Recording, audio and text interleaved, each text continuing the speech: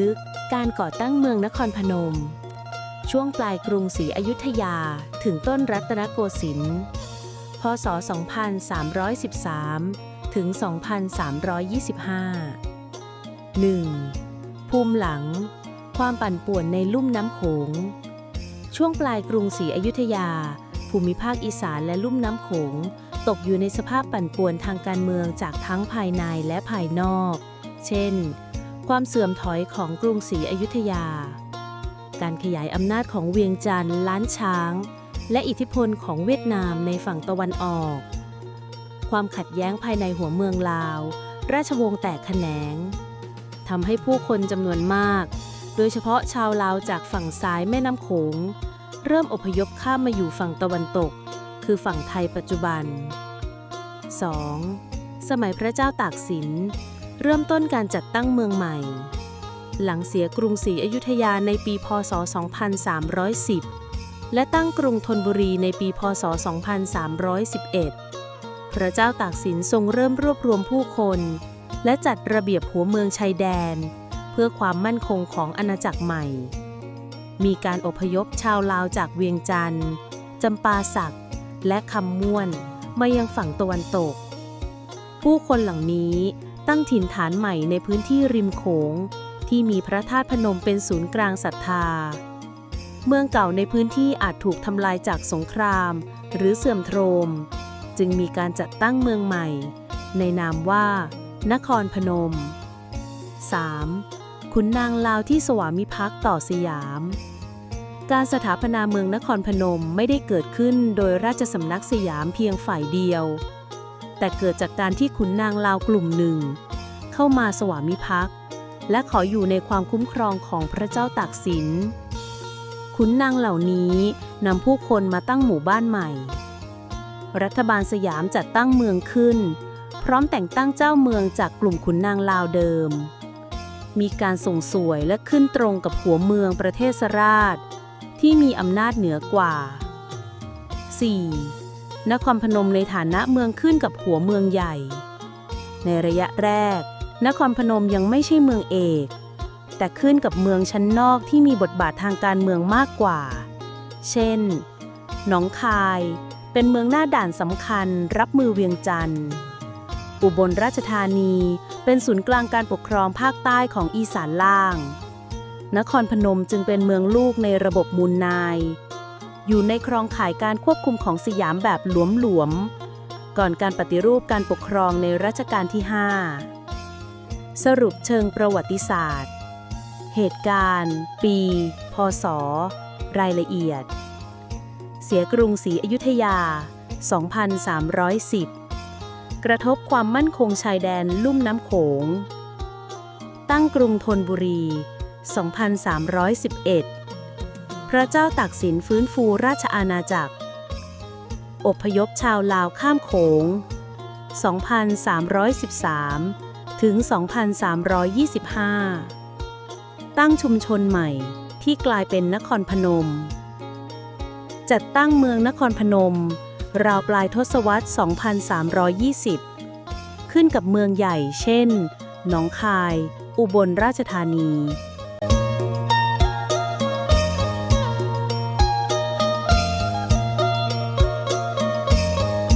เจาะลึกภูมิหลังความปั่นป่วนในลุ่มน้ำโขงปลายกรุงศรีอยุธยาราวพ.ศ. 2310 ช่วงปลายพุทธศตวรรษที่ 23 ลุ่มน้ำโขงทั้งฝั่งซ้ายและฝั่งขวาเผชิญภาวะไม่มั่นคงทางการเมืองสืบเนื่องจากหลายปัจจัยซ้อนทับกันทั้งจากโลกภายนอกและความเปราะบางภายในภูมิภาค 1. ความเสื่อมถอยของกรุงศรีอยุธยาก่อนเสียกรุงพ.ศ. 2310 รัฐศูนย์กลางของสยามอ่อนแอลงหลังยุคพระนารายณ์ความวุ่นวายทางราชสำนักและการแย่งชิงอำนาจการคุ้มครองหัวเมืองชายแดนเช่นอีสานตอนบนเริ่มหละหลวมส่งผลให้พื้นที่อย่างลุ่มน้ำโขงกลายเป็นเขตอิทธิพลเปิดสำหรับอำนาจอื่นๆ 2. การขยายอำนาจของเวียงจันทร์ล้านช้างราชอาณาจักรล้านช้างแตกออกเป็น3ฝ่ายเวียงจันทร์จำปาสักหลวงพระบางเวียงจันทร์พ พยายามรวมอำนาจและขยายอิทธิพลทางใต้ ใช้กลไกการส่งเจ้าเมืองและกำลังทหารควบคุมหัวเมืองริมโขงทำให้พื้นที่ฝั่งขวาไทยปัจจุบัน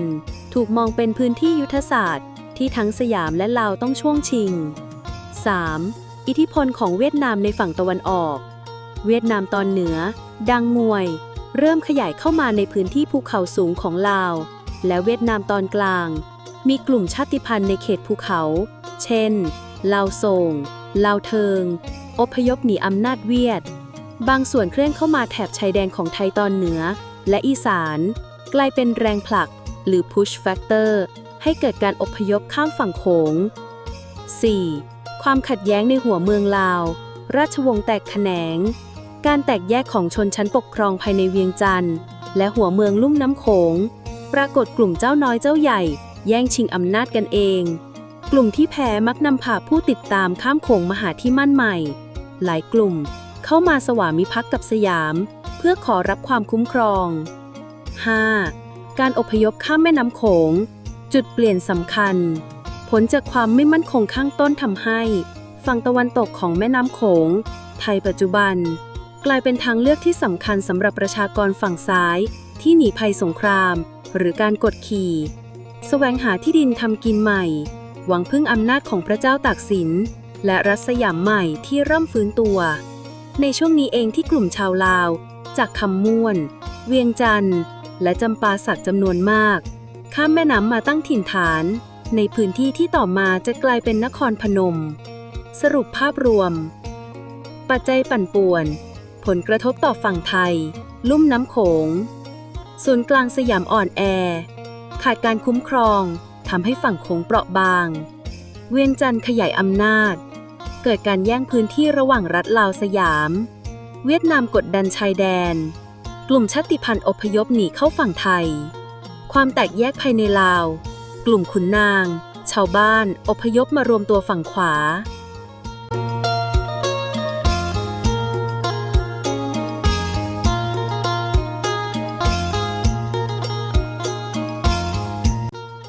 เจาะลึกความเสื่อมถอยของกรุงศรีอยุธยาก่อนเสียกรุงพ.ศ.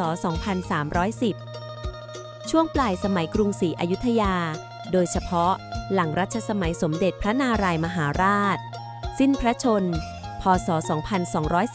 2231 สยามเผชิญภาวะอ่อนแอทางการเมืองและการปกครองต่อเนื่องยาวนานหลายสิบปีซึ่งส่งผลกระทบลึกไปถึงหัวเมืองชายแดนโดยเฉพาะฝั่งตะวันออกเฉียงเหนือและลุ่มน้ำโขง 1. วิกฤตราชสำนักและความขัดแย้งภายในหลังยุคพระนารายณ์การขึ้นครองราชย์ของพระเจ้าเพทาราชะพระเจ้าอยู่หัวท้ายสระและพระเจ้าอุทุมพรล้วนเกิดจากการชิงราชบัลลังก์และรัฐประหารสงครามชิงอำนาจระหว่างขุนนางส่งผลให้ราชสำนักไม่สามารถควบคุมหัวเมืองได้อย่างเข้มแข็ง 2. การลดบทบาทของรัฐศูนย์กลางต่อหัวเมืองชายแดนในยุคเสื่อมถอยอยุธยาให้ความสำคัญกับการป้องกันภัยจากพม่าทางทิศตะวันตกเป็นหลักหัวเมืองด้านตะวันออกและอีสานตอนบนรวมถึงลุ่มน้ำโขงถูกมองเป็นเขตชายขอบไม่ได้รับการสนับสนุนด้านการปกครองและการทหารที่เพียงพอ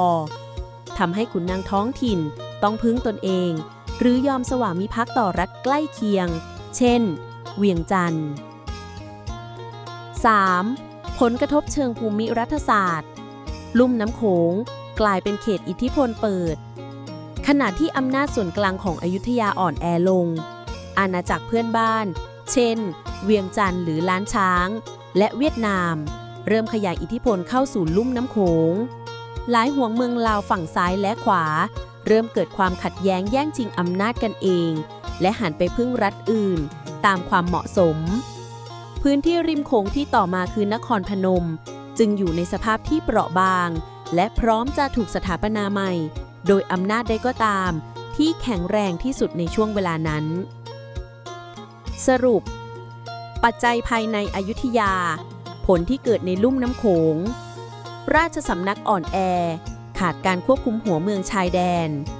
การเมืองไม่มั่นคงหัวเมืองพึ่งตนเองหรือพึ่งเวียงจันทร์เน้นตะวันตกพม่า ฝั่งตะวันออกถูกละเลย ระบบเมืองประเทศราชเริ่มหลวม เปิดโอกาสให้เกิดการเปลี่ยนขั้วอำนาจ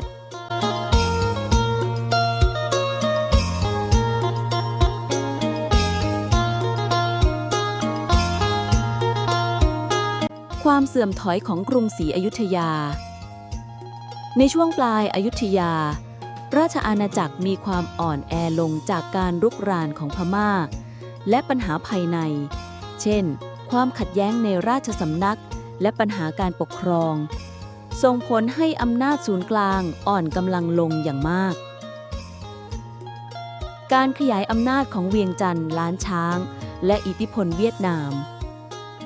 อาณาจักรล้านช้างโดยเฉพาะเวียงจันทร์ได้เพิ่มอำนาจและอิทธิพลในพื้นที่ลุ่มน้ำโขงฝั่งตะวันออก ขณะเดียวกันเวียดนามก็กำลังแผ่ขยายอิทธิพลเข้ามาในภูมิภาคนี้ทำให้เกิดแรงกดดัน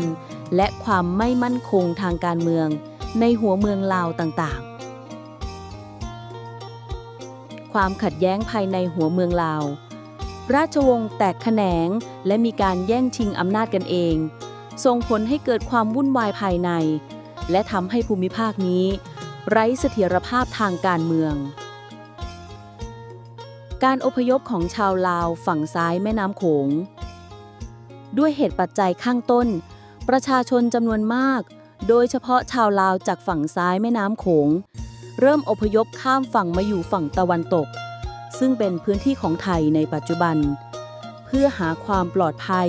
และโอกาสในการตั้งถิ่นฐานใหม่ภาพรวมคือช่วงเวลานี้ลุ่มน้ำโขงเป็นพื้นที่ที่เต็มไปด้วยความเปลี่ยนแปลงทางการเมืองและสังคมจากแรงกดดันทั้งภายในและภายนอกส่งผลให้ประชากรในภูมิภาคเคลื่อนย้ายอย่างมากและมีการเปลี่ยนแปลงโครงสร้างทางสังคมในระยะยาวเจาะลึกการขยายอำนาจของเวียงจันทร์ล้านช้างราชอาณาจักรแตกออกเป็น3ฝ่ายเวียงจันทร์จำปาสักหลวงพระบางเวียงจันทร์พยายามรวมอำนาจและขยายอิทธิพลทางใต้ใช้กลไกการส่งเจ้าเมืองและกำลังทหารควบคุมหัวเมืองริมโขงทำให้พื้นที่ฝั่งขวาไทยปัจจุบันถูกมองว่าเป็นพื้นที่ยุทธศาสตร์ที่ทั้งสยามและลาวต้องช่วงชิงการขยายอำนาจของเวียงจันทร์ล้านช้าง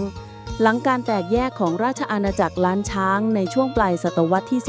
18 อาณาจักรถูกแบ่งออกเป็น3อำนาจหลัก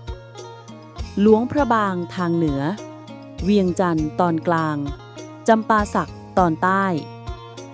ในบรรดานี้เวียงจันทร์กลายเป็นฝ่ายที่มีบทบาทมากที่สุดในด้านการเมืองและการทหารเป้าหมายรวมศูนย์กลางอำนาจและควบคุมลุ่มน้ำโขง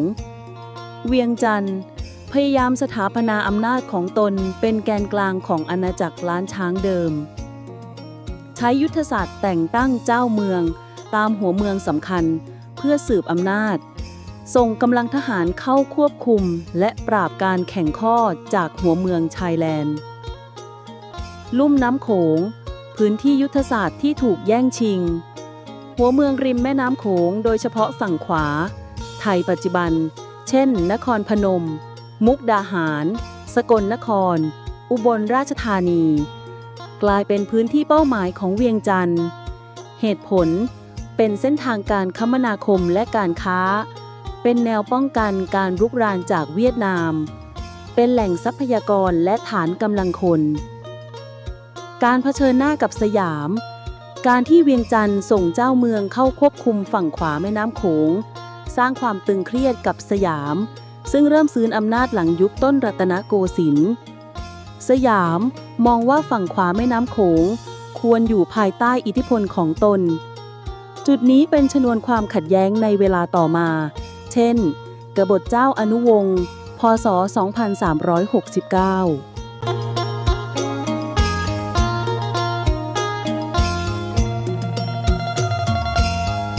เจาะลึกอิทธิพลของเวียดนามในฝั่งตะวันออกก่อนพ.ศ. 2310ในช่วงปลายสมัยกรุงศรีอยุธยา รัฐเวียดนามซึ่งกำลังแยกเป็นสองฝ่ายใหญ่ด่างตรังและด่างหมายเริ่มขยายอิทธิพลเข้าสู่พื้นที่ภูเขาสูงทางตะวันตกซึ่งครอบคลุมถึงลาวตอนกลางถึงตอนใต้และเวียดนามตอนในโดยเฉพาะในเขตที่อยู่อาศัยของกลุ่มชาติพันธุ์พื้นเมือง 1. เวียดนามตอนเหนือด่างหมายกับแผนขยายอิทธิพลรัฐฝ่ายเหนือของเวียดนามภายใต้ตระกูลตริงมีนโยบายขยายอิทธิพลทางการเมืองและเศรษฐกิจสู่ดินแดนภูเขาบังคับให้กลุ่มชาติพันธุ์พื้นเมืองในเขตป่าเขาต้องยอมขึ้นกับอำนาจส่วนกลางทั้งในรูปแบบการเก็บสวยการควบคุมการค้าและการทหารส่งผลให้เกิดความตึงเครียดในหมู่บ้านลาวและกลุ่มมอญเขมรในแถบภูเขา 2. การอพยพของกลุ่มชาติพันธุ์ภูเขากลุ่มชาติพันธุ์ที่ได้รับผลกระทบเช่นลาวซ่งไทยทรงดำเดิมอาศัยในเวียดนามเหนือถูกกดดันทางการเมืองและศาสนาลาวเทิงลาวพวนมงเหมียนบางกลุ่มถูกเกณฑ์แรงงานหรือกดขี่จากเจ้าผู้ครองเมืองที่ขึ้นกับเวียดนามหลายกลุ่มจึงอพยพออกจากพื้นที่ภูเขาและเคลื่อนเข้ามาทางฝั่งตะวันตกของแม่น้ำโขงซึ่งยังไม่ถูกควบคุมอย่างเข้มงวด 3. แรงผลักดันที่ก่อให้เกิดเคลื่อนการอพยพผู้คนเหล่านี้มักขนย้ายทั้งครอบครัวชุมชนศิลปวัตถุและความเชื่อไปด้วยเคลื่อนตัวตามเส้นทางธรรมชาติเช่นแม่น้ำโขงและลำห้วยบนภูเขาหวังพึ่งพาอำนาจของสยามหรือหัวเมืองฝั่งตะวันตกซึ่งแม้จะยังไม่มั่นคงแต่ยังไม่ถูกกดขี่แบบเดียวกันกับฝั่งตะวันออกสรุปปัจจัยเวียดนามผลกระทบต่อลุ่มน้ำโขงฝั่งไทยขยายอำนาจควบคุมดินแดนสูงชาติพันธุ์ภูเขาถูกกดดันบังคับเก็บสวยและเกณฑ์แรงงานชาวบ้านหนีภัยเข้าสู่ฝั่งตะวันตกการทหารรุกล้ำเขตแดนลาวเขตโขงฝั่งขวากลายเป็นที่ลี้ภัย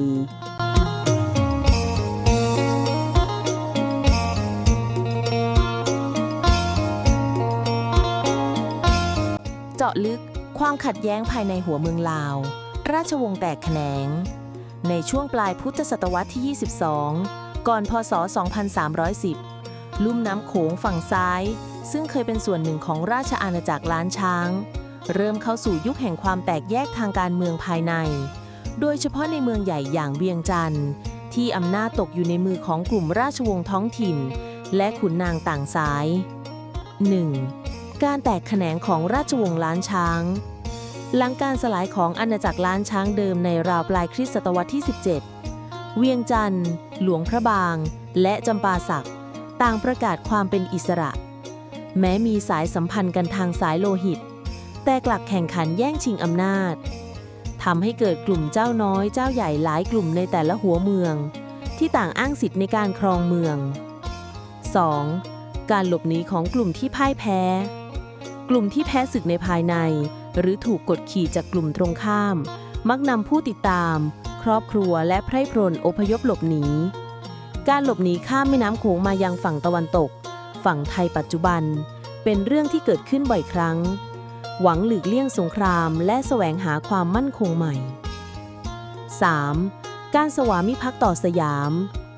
กลุ่มผู้นำที่อพยพมักเข้าถวายตนต่อราชสำนักสยามเพื่อขอความคุ้มครองและพื้นที่ตั้งแหล่งแหลกใหม่สยามในสมัยนั้นมีนโยบายรับผู้อพยพลาวเป็นเมืองขึ้นเพื่อเพิ่มกำลังแรงงานและความมั่นคงแนวชายแดน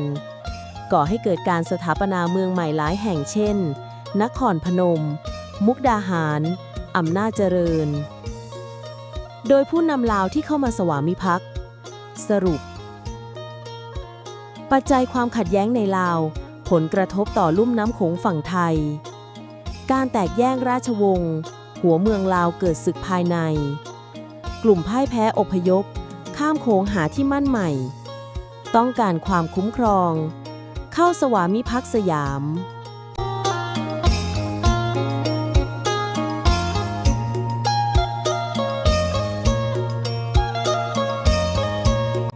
เจาะลึกการอพยพข้ามแม่น้ำโขง จุดเปลี่ยนสำคัญของนครพนม ช่วงพ.ศ. 2313 ถึง 2325 ตรงกับช่วงหลังการเสียกรุงศรีอยุธยา และการกู้ชาติของพระเจ้าตากสิน ฝั่งลุ่มน้ำโขงตะวันตก ไทยปัจจุบัน กลายเป็นพื้นที่ปลอดภัยสำหรับประชากรลาวฝั่งซ้ายที่ต้องเผชิญกับสงครามภายใน เช่น ความขัดแย้งในราชวงศ์ล้านช้าง แรงกดดันจากเวียงจันทร์เวียดนาม ความยากจนและขาดแคลนทรัพยากร ความหวังต่อราชสำนักใหม่แห่งสยาม จุดสำคัญของการอพยพ ผู้คนจากเมืองคำม่วน เวียงจันทร์และจำปาสัก เดินทางข้ามโขง บางครอบครัวพายเรือแพไม้ใบ บางกลุ่มใช้เกวียนลัดภูเขาแล้วล่องเรือ อพยพกันเป็นชุมชนใหญ่ พาไปทั้งพระสงฆ์ พระพุทธรูป ผ้าไหม และอัฐิบรรพบุรุษ เมื่อมาถึงฝั่งตะวันตก ชาวบ้านได้รับอนุญาตให้อยู่และเริ่มตั้งถิ่นฐาน จุดนี้เองคือจุดเริ่มต้นของเมืองนครพนมในเวลาต่อมา